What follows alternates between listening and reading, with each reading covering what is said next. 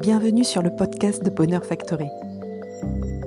Inspirer, partager, explorer, vibrer, créer, prendre soin de soi, s'aimer, rire, renouer, transformer, éclairer.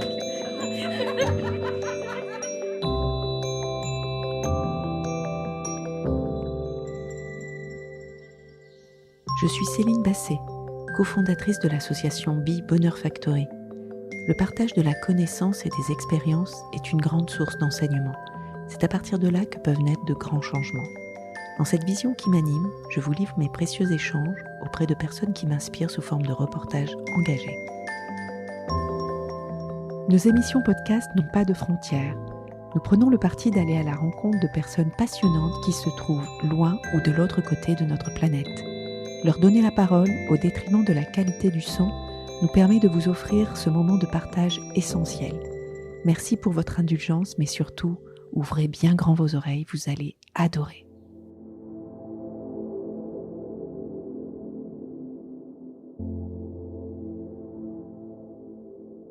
Bonjour Patrice. Bonjour Céline. Cet épisode est en fait la suite de l'émission que nous souhaitions te consacrer. Je rappelle à nos auditeurs qui écoutent cet épisode et qui n'auraient pas encore écouté le premier, que tu es un chercheur des mystères du monde inexpliqué, passionné depuis l'enfance par notamment, entre autres, les crânes de cristal. Nous avons donc évoqué dans ce premier épisode ton enfance, cette passion ainsi qu'un florilège d'anecdotes sur tes voyages lorsque tu voyages notamment avec ton crâne de cristal Sirius. Donc j'invite vraiment nos auditeurs qui n'auraient pas encore écouté cette émission d'aller l'écouter pour pouvoir justement mieux comprendre et savoir et connaître le personnage que tu es.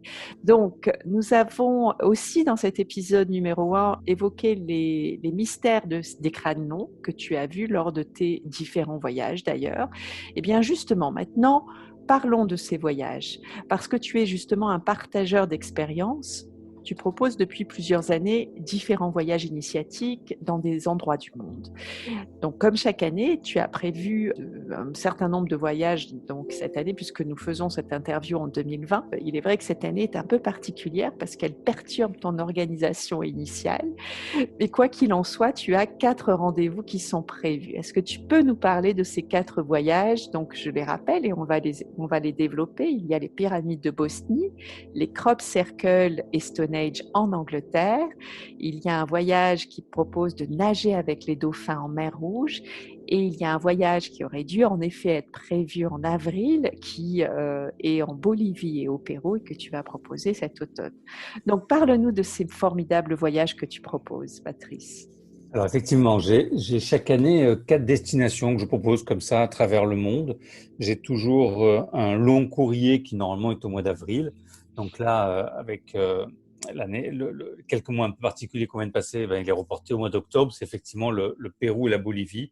Je pense que ça sera mon dernier voyage là-bas parce que ça va être mon 5e ou 6e voyage sur cette terre des Incas, mais que j'aime tellement. Et voilà, mais j'ai vraiment aussi d'autres destinations en tête, d'autres longs courriers que j'ai envie d'explorer. Mm-hmm. Et pour l'instant, voilà, je mets un petit peu en stand-by Alors, qu'est-ce que tu proposes justement en Bolivie et au Pérou? Pourquoi tu aimes cette destination et en même temps, pourquoi tu veux l'arrêter et qu'est-ce que tu y découvres et qu'est-ce que tu y proposes?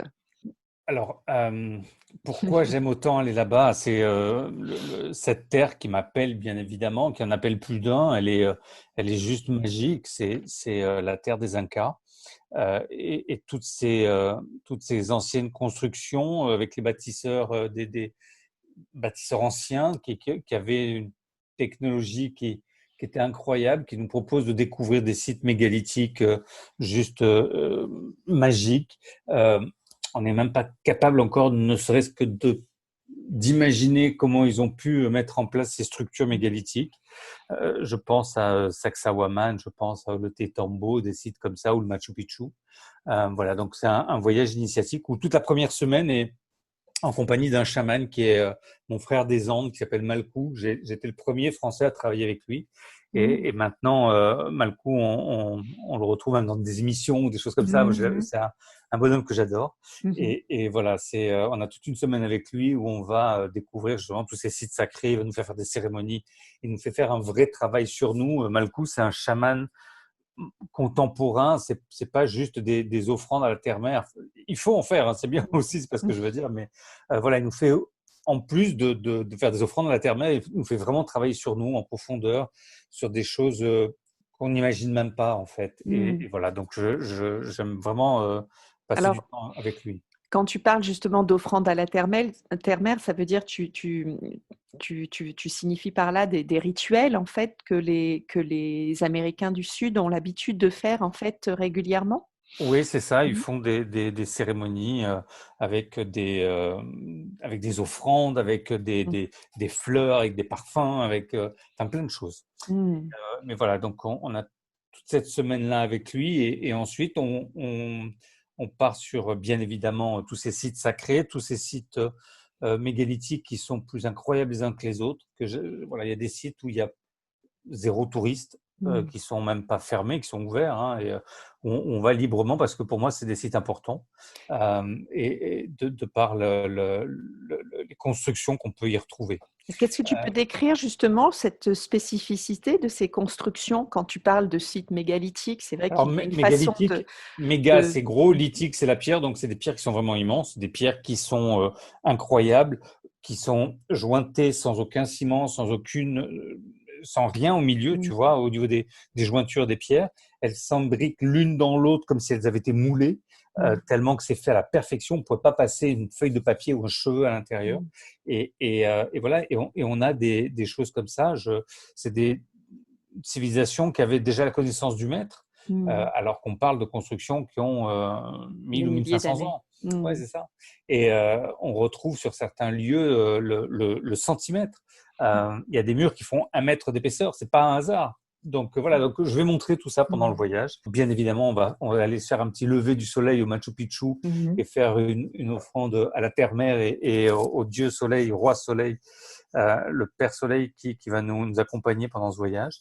Et voilà, donc ça c'est toute une partie du voyage. Après, moi, j'adore aussi pouvoir aller amener les gens qui m'accompagnent voir les crânes longs, dont j'ai beaucoup parlé pendant la première émission. Mhm. Euh, voilà, c'est important pour moi d'aller aussi à la découverte de ces traces-là. Et tu as donc rencontré des personnes particulières là-bas qui peuvent donner accès à ce genre Alors, d'artefacts? il y en a quelques-uns qui sont au Pérou encore exposés dans des musées. D'accord. Donc, on peut les voir dans les musées. Je pense à celui de Cusco, ou au petit musée à Cusco, Mhm. du Coricancha, où on peut aller voir les crânes longs.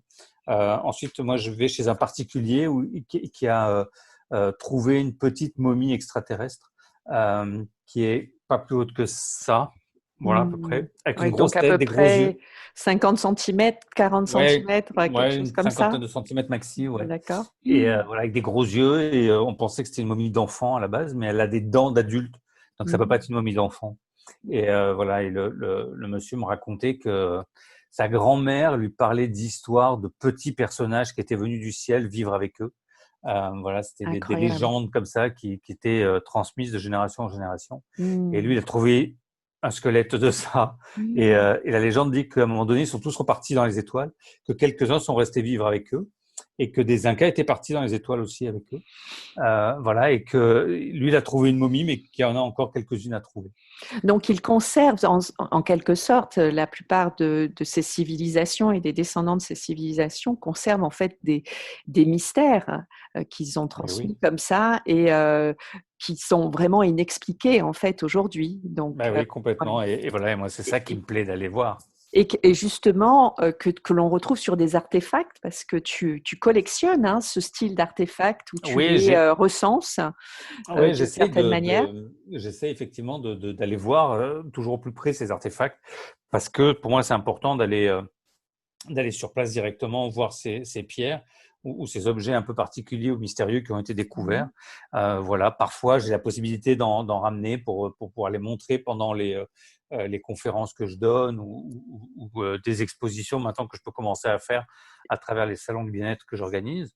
Mais D'ailleurs, voilà, tu m'as dit que tu allais avoir une date au mois, non, c'est ça, au oui, mois de au septembre? mois de septembre, le 25, 26 et 27 septembre, je vais faire une petite exposition pendant le salon du bien-être que j'organise à Mandelieu, Oui. à côté de Cannes. Je vais faire une exposition sur les différentes pierres que j'ai pu ramener du Mexique et du Pérou. Mmh.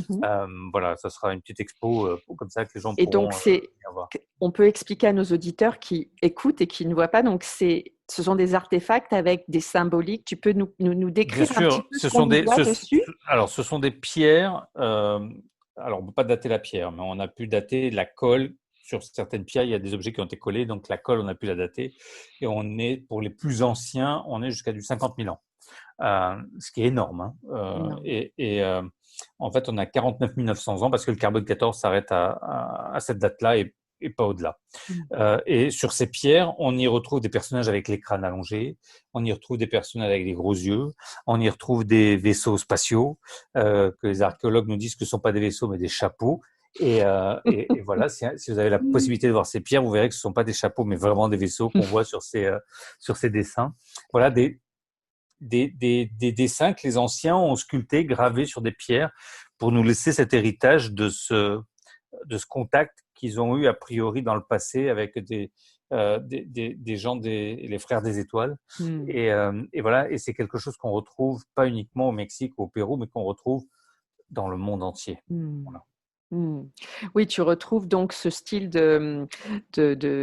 d'éléments qui ont été en effet Bien sûr, détournés, où on expliquait que ça pouvait être autre chose pour pouvoir bien sûr. justement Amérique donner. centrale, Amérique du Mmh, Sud, États-Unis, France, mmh, Angleterre, partout, on en retrouve, mmh. partout. Ouais, Et voilà, moi exactement. j'adore ça, aller voir ça. Donc au Pérou, on va aller aussi du côté de Ica, voir les fameuses pierres d'Ica. Ce sont des pierres sur lesquelles il y a des représentations d'hommes avec des dinosaures. Nous, les dinosaures, aujourd'hui, on sait à quoi ça ressemble parce qu'on a trouvé des squelettes, on a retrouvé des fossiles, on a retrouvé des choses comme ça. On peut refaire avec l'ordinateur, on peut recréer un dinosaure à partir de 4 bouts d'os, on peut refaire le truc, on sait à quoi ça ressemble. Des pierres qui ont 500, 600, 1000 ans, comment ils savaient à quoi ressemblait un dinosaure s'ils ne l'avaient pas vu en vrai?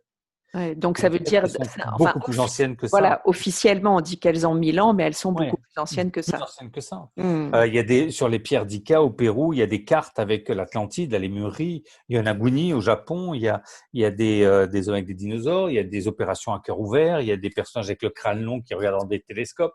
Il y a plein de Alors, je pièces. précise, la Lémurie est un continent qui aurait disparu donc en plein Oui. Pacifique. Ce sont ce qu'on pourrait dire des légendes, mais bon, d'autres personnes, bien sûr, savent que ce Mais sont des choses qui ont on existé. pense, on pense que la Nouvelle-Zélande, Hawaï et l'île de Pâques seraient Mm. les parties les plus hautes en fait de ce qu'était le continent de la Lémurie, et de ce triangle polynésien serait en fait l'emplacement de la Lémurie.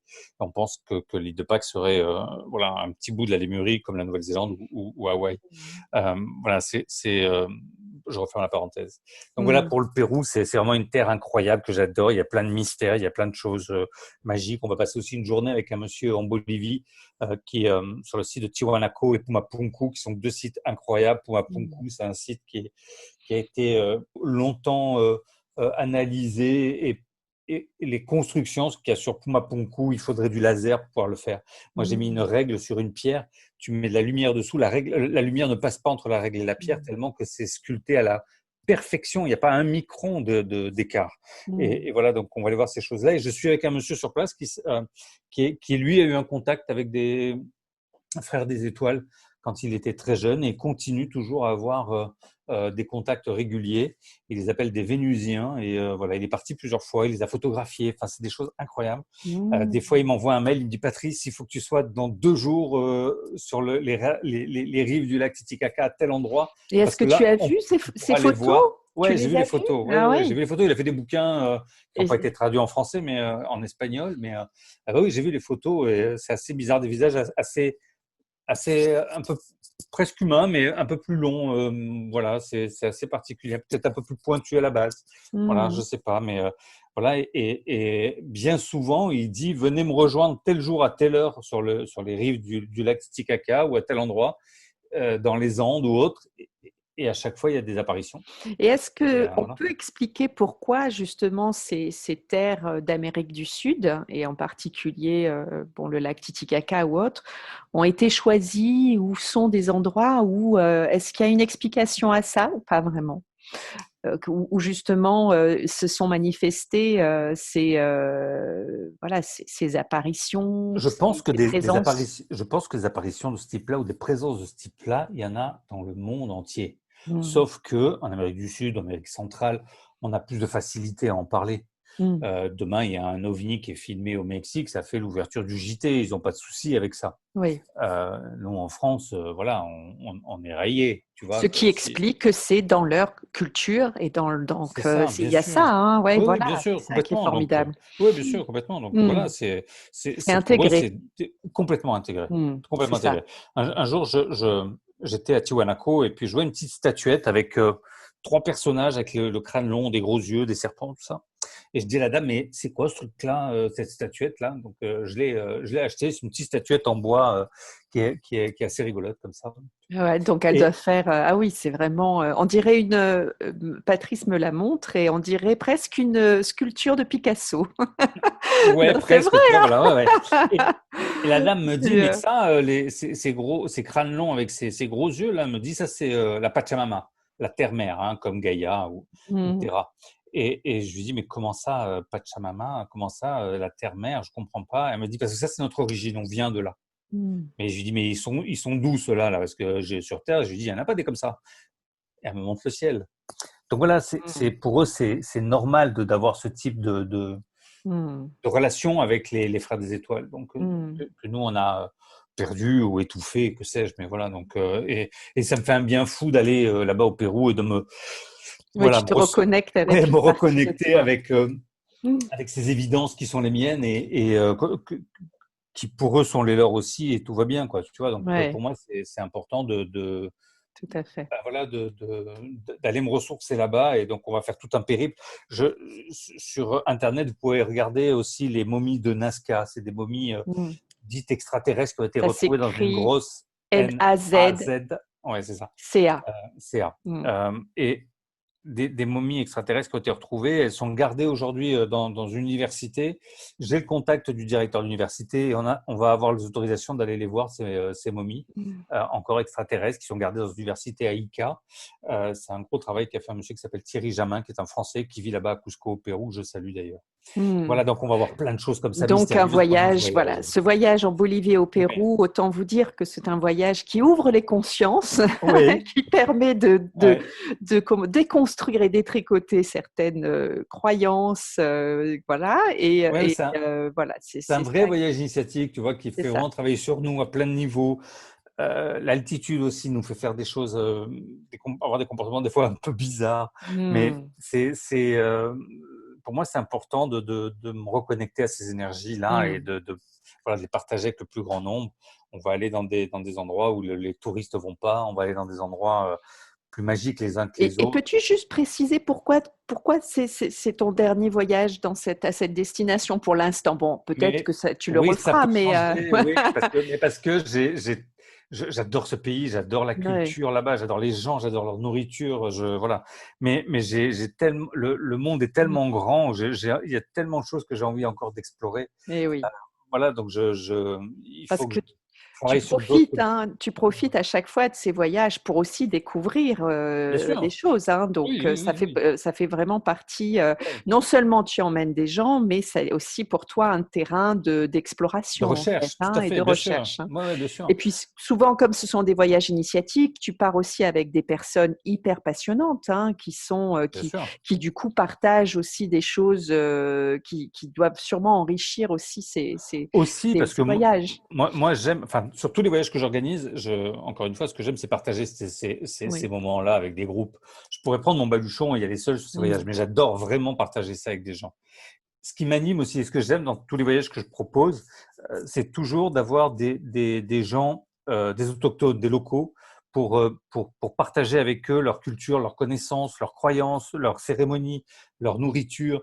Tu vois, moi, je me mets en retrait et c'est eux que je mets dans la lumière parce que c'est eux que je veux. C'est eux qui doivent nous expliquer comment on fait une cérémonie au Pérou. C'est pas moi, petit Français qui vient du bout du monde, tu vois. Voilà, j'ai envie d'être dans l'apprentissage de ces gens-là et d'apprendre d'eux aussi. Donc voilà, donc moi j'essaie toujours de me mettre un petit peu en retrait et s'il y a d'autres personnes du groupe qui peuvent proposer, je sais pas moi, une méditation ou voilà, si c'est en accord avec le lieu, moi je suis super open pour tout ça, Tout bien à fait. évidemment.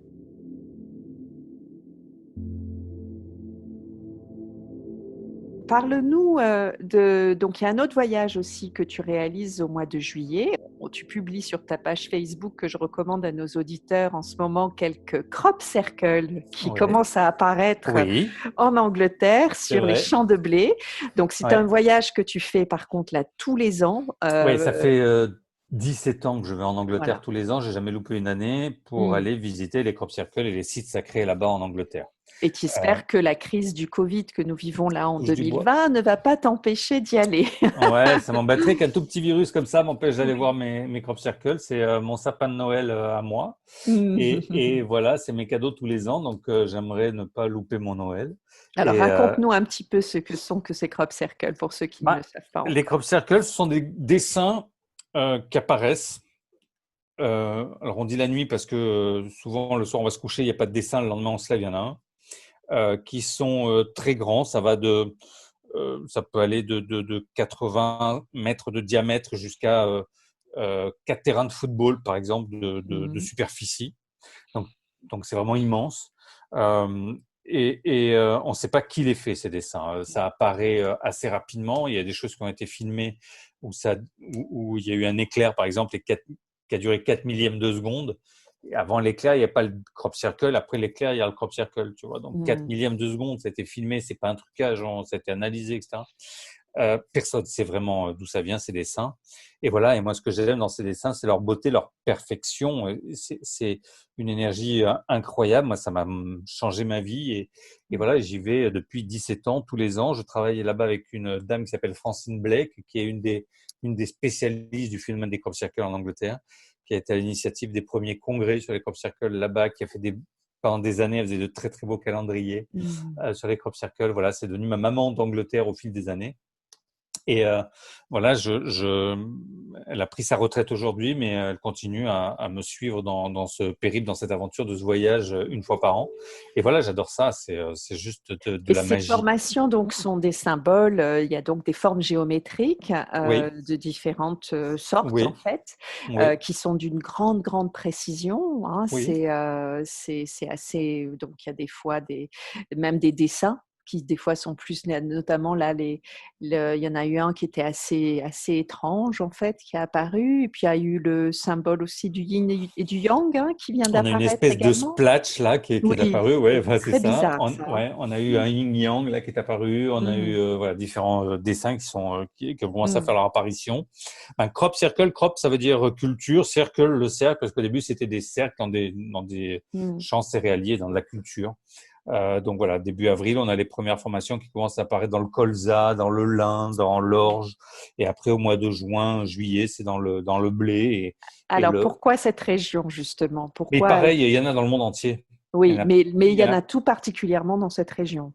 il y en a particulièrement parce qu'on les repère, parce qu'on D'accord. est maintenant équipé, parce qu'on sait qu'il y a des crop circles, parce que moi je travaille avec une école du LM qui survole tous les matins la région Mhm. et du coup qui peut savoir s'il y a des nouveaux ou pas.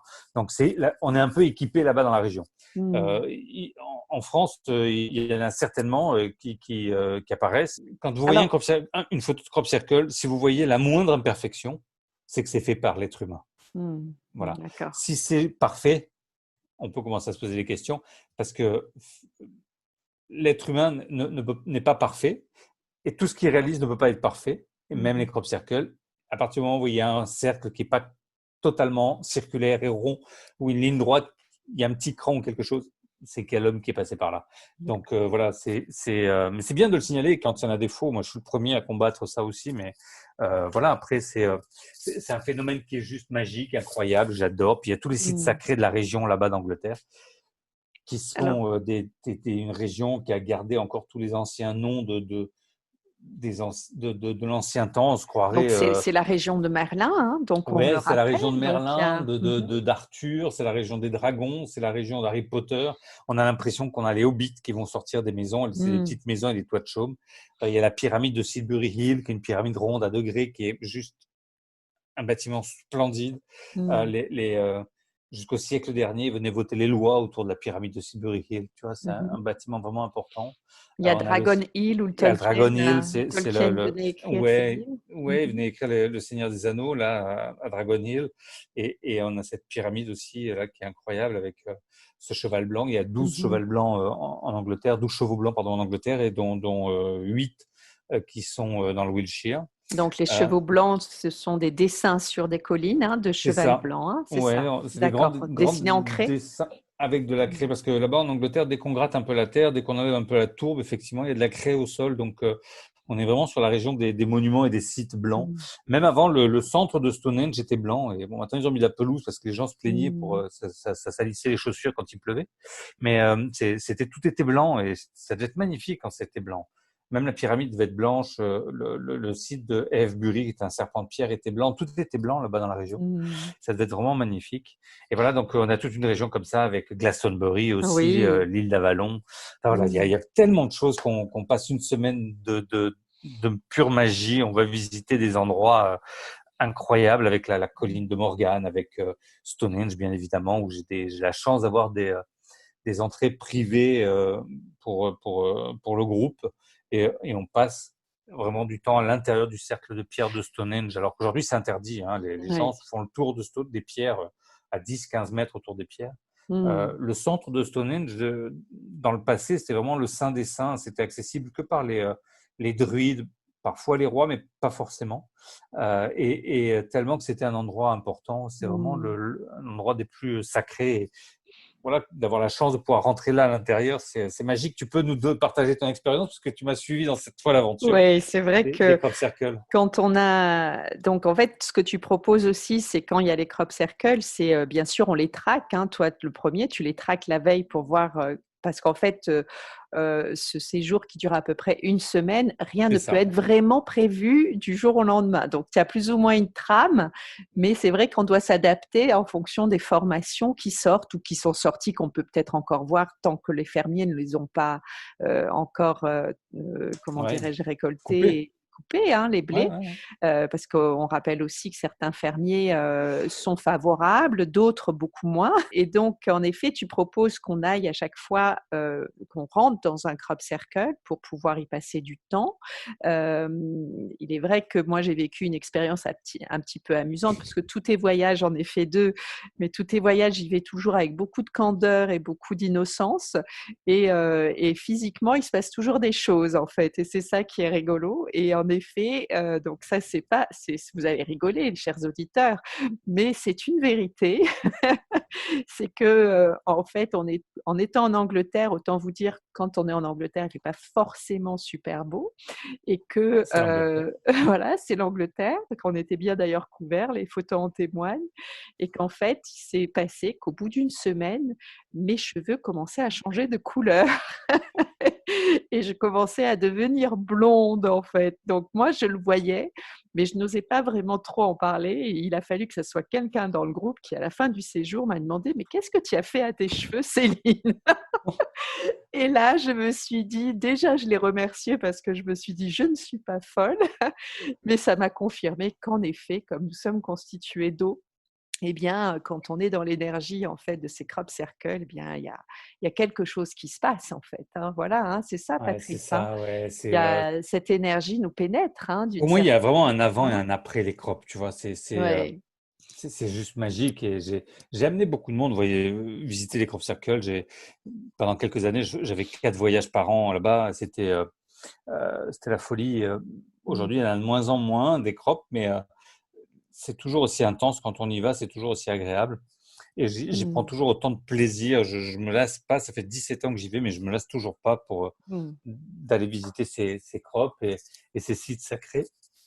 On essaiera si c'est possible, parce que c'est vrai que tu as aussi un emploi du temps très chargé, mais cette petite conférence que tu as fait en ligne pendant le confinement a été Ouais. énormément appréciée par les personnes qui ont pu être là. J'espère vraiment qu'on Super. pourra organiser une conférence, parce que tu proposes une conférence avec plus de 300 slides de motifs, et c'est hallucinant tout ce que tu nous expliques. C'est vrai que tu es une encyclopédie à toi tout seul, et que ça soit sur les crânes et tout ça. Donc, parce que c'est important que les gens savent qu'il y a des mystères sur Terre, et qu'il faut laisser justement ouvert cette possibilité de se dire qu'il y a des choses encore à explorer. Ben, c'est vrai que c'est important de pouvoir le vivre, parce que Mmh. l'Angleterre, c'est à côté, c'est pas loin, quoi. Mmh. C'est facile d'y aller, c'est dans les champs, c'est pas fermé, c'est quelque chose qui est ouvert, ça a l'air libre, on marche dans les champs. C'est important de faire ce voyage avec quelqu'un d'initié comme toi. C'est vrai que si on ne suit pas le sens Ouais. des blés dans lequel est couché dessiné en fait cette forme, Mmh. c'est vrai que ça fait bizarre. C'est comme si on était à contre-courant de quelque chose Ouais. énergétiquement, et c'est vrai que c'est important. Mais c'est vrai que c'est Des expériences, en des fait. expériences Mmh. magiques. C'est une des seules façons de rentrer aussi dans un symbole. Les symboles, on les voit Mmh. gravés sur des murs ou dans des livres imprimés ou des dessins ou des choses comme ça. Mais c'est rare de pouvoir rentrer à l'intérieur d'un symbole. Ouais, c'est vrai. Et mis à part une fois par semaine à Chartres, où on peut rentrer dans le labyrinthe, mais c'est tout, quoi, tu vois. Donc là, c'est vrai qu'il y a l'onde de forme aussi du dessin qui est importante. Enfin, il y a tout ça, voilà, nous on appelle ça des temples éphémères, parce que ce Ouais. sont des endroits énergétiques incroyables, et éphémères parce qu'une fois que la Mmh. culture est mûre, bah, le fermier va moissonner son champ, le dessin va disparaître à Mmh. jamais, et c'est pour ça qu'on Tout en laissant essaye, une empreinte énergétique qui est tout en toujours laissant l'empreinte disponible. énergétique. Mmh. Ouais. Alors c'est pour ça qu'on essaie de faire au maximum les photos des dessins pour pas les Mmh. perdre, quoi, pour essayer de les comprendre au mieux. Francine, elle me dit que c'est la Bible de demain. Il y Oui. en a pour des générations à les étudier. Et Mmh. d'ailleurs, on n'est peut-être pas capé encore avec toutes les connaissances pour pouvoir les étudier correctement aujourd'hui. Peut-être que ce sera Mmh. nos enfants ou nos Oui, qui arrière-petits-enfants vont déchiffrer les qui pourront les messages. Ouais. comprendre ou les déchiffrer. Est-ce qu'il y a un truc à Mmh. déchiffrer? Est-ce que Mmh. voilà, donc il y en a pour des générations de générations à les étudier. Il y Mmh. en a eu plus de 12 000 ou 15 000 qui ont été recensés dans le monde depuis que on a commencé à les archiver. Donc voilà, il y a une somme vraiment importante de matériel Mmh. pour travailler dessus. Et aujourd'hui, c'est vrai que si on en visite un par jour, c'est le bout du monde et on est bien Ouais. content. Et voilà, quoi.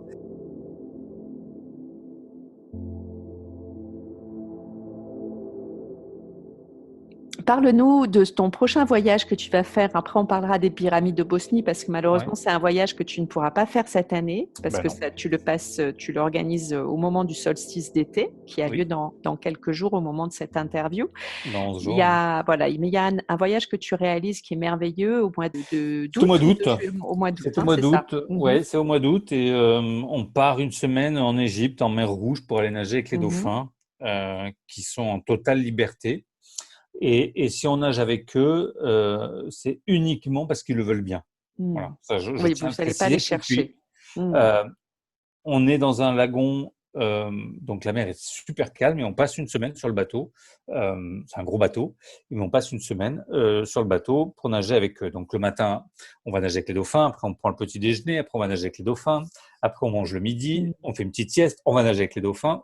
Et voilà un peu le programme de la semaine. On fait aussi beaucoup de snorkeling parce qu'il y a un massif corallien qui est juste mhm, magique et incroyable. Il y a un tombant derrière de 30 mètres pour ceux qui font de la plongée qui est juste superbe aussi. Même il descend à 40 mètres. Voilà, donc mais je tiens à préciser que c'est parce qu'ils le veulent bien. C'est important parce que je suis vraiment dans le respect de chacun et des dauphins mhm, aussi. Et voilà, je veux pas qu'on puisse penser que on les perturbe mhm, ou qu'on les gêne ou que voilà, je suis pas du tout dans cette démarche-là. Quand on est euh, avec un avec un groupe de dauphins et si on s'aperçoit qu'ils veulent pas rester avec nous parce qu'ils sont en train de dormir, parce qu'ils sont en train de s'occuper des bébés, je vais mhm. pas les poursuivre. On laisse et on ira avec eux plus tard ou on va essayer de trouver un autre groupe de dauphins parce que là où je vais, il y a à peu près pour arrondir, on va dire, une centaine de têtes dans le lagon où on va. Et ils partent la nuit pour aller chasser, pour aller manger, et ils reviennent la journée dans ce lagon pour dormir, pour se reproduire, pour jouer avec les petits, pour jouer avec nous, avec les Playmobil. Et voilà. Avec les Playmobil. Et voilà, on est avec eux comme ça pendant toute la semaine. Donc, c'est un voyage vraiment de connexion avec ces Ouais, êtres particuliers. c'est très bizarre, ouais, parce que euh, ils sont très joueurs. Ils sont que dans le jeu, que dans la joie, la transmission. Voilà, il faut voir comment ils s'occupent des petits. C'est juste magique. J'adore ça. L'année dernière, on avait une nurserie. Il devait y avoir une quinzaine de bébés.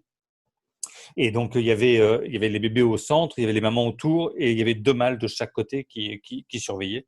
Et moi, je voulais faire des photos des bébés. Alors, je me suis approché et j'ai dit aux mâles que, voilà, que j'avais le cœur grand ouvert, que je voulais juste faire des photos et que je leur voulais pas de mal et voilà. Donc, il m'a laissé passer. Et après, il faut s'occuper des mamans qui viennent aussi voir un peu qui on est, ce qu'on fait, et qui nous font un peu la barrière. Et je nageais à côté de la maman et j'ai expliqué que son petit, je voulais juste faire des photos, que j'avais le cœur ouvert et voilà, que j'étais plein d'amour et que voilà, je voulais juste faire des photos. Et donc, quand j'étais en train de penser à ça, de lui dire ça dans ma tête, et ben, elle s'est mise de l'autre côté de son petit. Et j'ai pu faire mes photos. Quand j'ai eu fini mes photos, je l'ai remerciée. Je lui ai dit, j'ai terminé. Elle s'est remise entre le bébé et moi, tu vois. Incroyable. Donc, ils savent ce qu'on pense. Ils nous Oui, c'est scannent la télépathie, entièrement. quoi, en fait, d'une Oui, mais certaine oui. manière. Et puis, ils nous scannent. Voilà, ils savent très bien. Et donc, il faut y aller avec le cœur. C'est des endroits où, si tu n'as pas le cœur ouvert, ben, tu te dessèches, même si tu es en plein milieu de la mer Rouge. D'une certaine manière, ils participent justement à parler avec le cœur, en fait, parce qu'ils nous reconnectent, complètement à ça, en Bien fait. sûr. Hein. Et moi, comme j'ai mon enfant intérieur qui est toujours à mes côtés, qui est toujours avec moi, bah, c'est vrai que ça permet d'avoir de super belles expériences, des beaux contacts, des belles approches avec eux. Et je me régale vraiment. Je filme sous l'eau comme ça et ils sont à 30 centimètres de moi, vous voyez. Donc, si on met le bras pour essayer de les toucher, ils vont se positionner à 20 centimètres ou 30 centimètres de notre main quand on a le bras tendu. Donc, ils vont être à 1,50 m de nous. Si on nage avec les bras le long du corps, ben, ils sont à 30 centimètres de notre épaule. Et ils sont vraiment très, très proches. Et il y en a à droite, à gauche, dessus, dessous, il y en a partout. Moi, j'adore ça. C'est extraordinaire. Donc, c'est un genre de bain de jouvence que tu t'offres et que tu offres chaque année.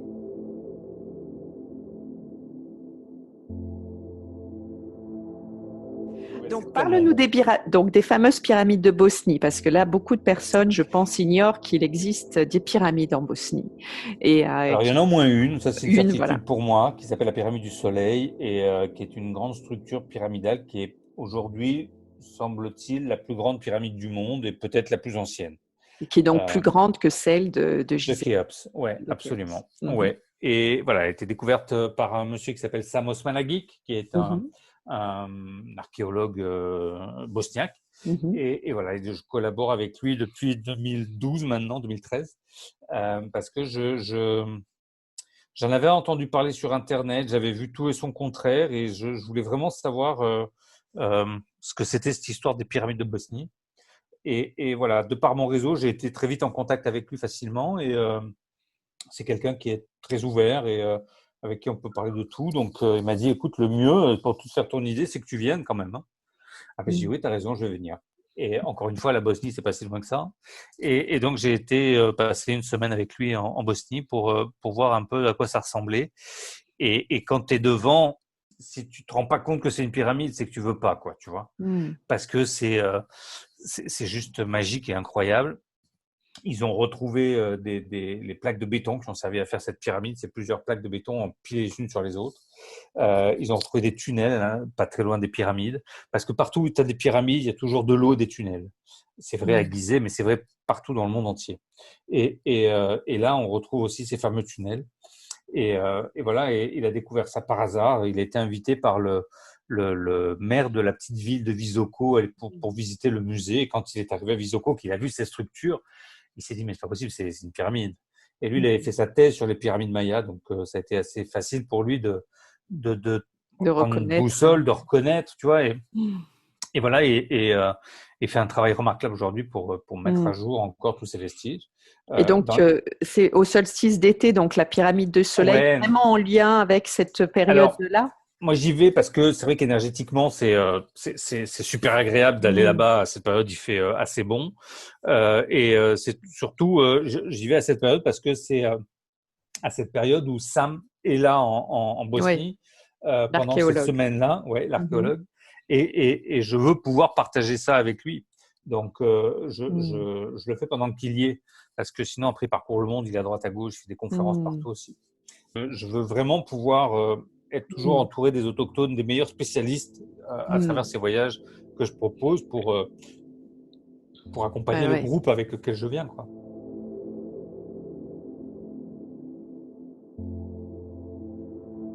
On ne va pas avoir le temps de beaucoup en parler, mais je précise que tu animes donc des conférences passionnantes. Donc, comme je disais, tu en as proposé une en webconférence, mais c'est vrai que c'est plus intéressant de les voir. Donc, sur les crânes longs allongés, etc. Ensuite, tu es aussi donc l'organisateur de salons thérapie et bien-être dans différentes Oui, villes de France. Tu as oui, commencé avec Mandelieu, hein, c'est ça c'est ça. d'abord? Ouais, c'est Et ça. maintenant, tu organises ça maintenant à Toulouse, à Bordeaux et à Lyon, je crois bien C'est savoir. ça, absolument. Et il y aura une petite nouveauté pour 2021, parce que je suis en train de le travailler, le salon également, pour Ajaccio. Ah, très bien. Bon, ben, Voilà. super. Ils vont être contents, nos amis les Corses. Ouais. Donc, explique-nous pourquoi tu as eu envie d'organiser ce type de rendez-vous. Parce que, bien évidemment, ce sont des salons où il y a des exposants, où on Oui. peut y trouver plein de différentes choses. Mais tu y organises aussi des conférences, hein, surtout. Hein. Tu proposes des Oui, conférences pour certaines personnes qui. sur tous mes salons, j'ai un programme de Hmm. 70-80 conférences à peu près en 3 jours. Tous les soirs, le salon et on me propose un concert zen également à la fin de chaque journée. Voilà. Pourquoi j'ai voulu faire ces salons? Parce que comme je l'ai expliqué dans la première émission, je suis attiré par tous ces sujets, par toutes ces thématiques-là Hmm. depuis mon enfance. Et le seul moyen que j'avais trouvé pour essayer de capter un maximum de monde en peu de temps, c'était de faire un salon. Euh, alors avant ce salon, avant les salons de bien-être, j'avais déjà fait des choses. On avait parlé des festivals des crânes de cristal que j'avais fait dans le passé, les festivals de musique zen aussi que j'avais fait. J'ai proposé aussi un festival chamanique. Enfin, j'avais déjà fait quelques animations comme ça, quelques événements. Euh, pour le grand public. Et là, la formule salon, c'est vrai que ça me permettait de toucher un maximum de monde en peu de temps. Et voilà, donc j'ai initié le salon à Mandelieu en 2014.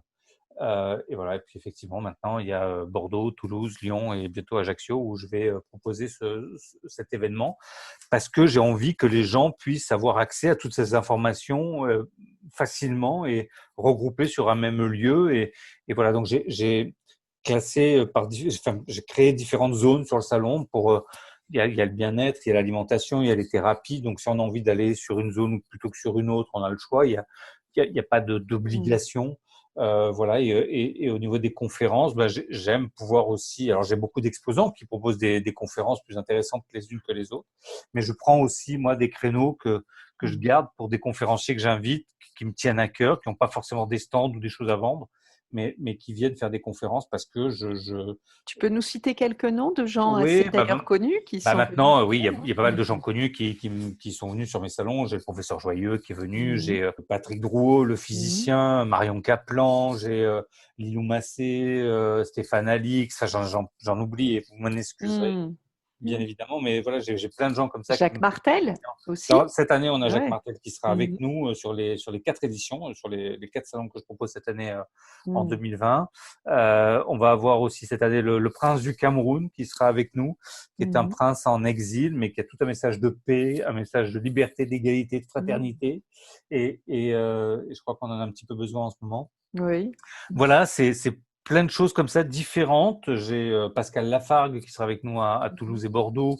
Enfin voilà, j'essaie vraiment de proposer des choses comme ça qui sont pas forcément des choses qu'on peut voir tous les jours. Mhm. Et, et, et moi, c'est important de pouvoir le proposer sur ce type d'événement.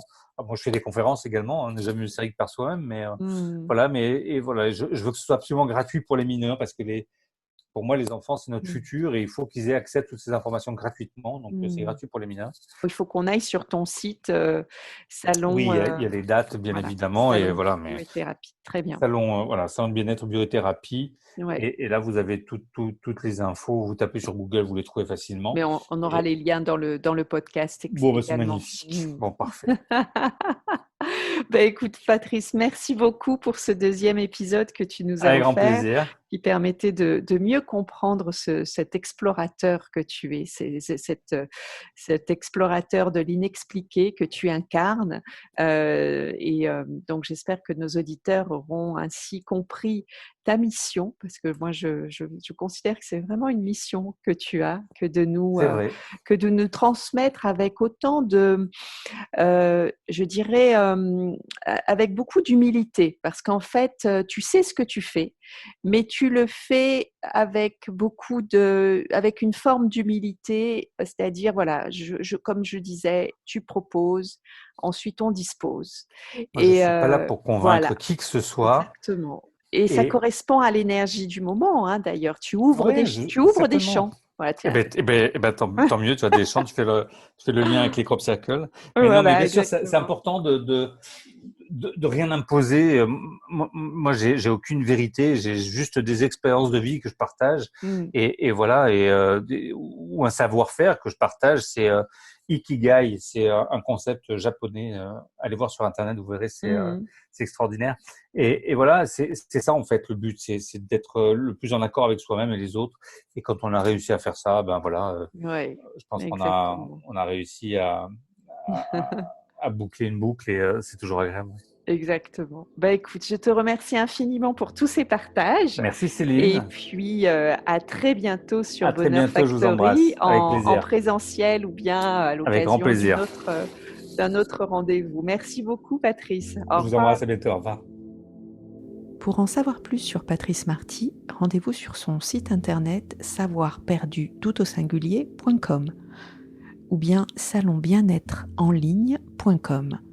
Et les deux sites qui peuvent vous donner plus d'informations sur les pyramides de Bosnie et les crop circles. L'association Be Bonheur Factory est un créateur de moments optimistes et inspirants par le partage de la connaissance et des expériences. Nous essaimons nos messages sous différentes formes, conférences, café des éclaireurs, chaîne YouTube et podcasts. Vous pouvez nous suivre sur notre site et nos réseaux sociaux en saisissant simplement Bonheur Factory. N'hésitez pas à partager cette émission et nous laisser un j'aime. Vous pouvez également rejoindre notre ruche de gens optimistes en adhérant à notre association Be Bonheur Factory. Merci et à très vite pour du bonheur dans vos oreilles.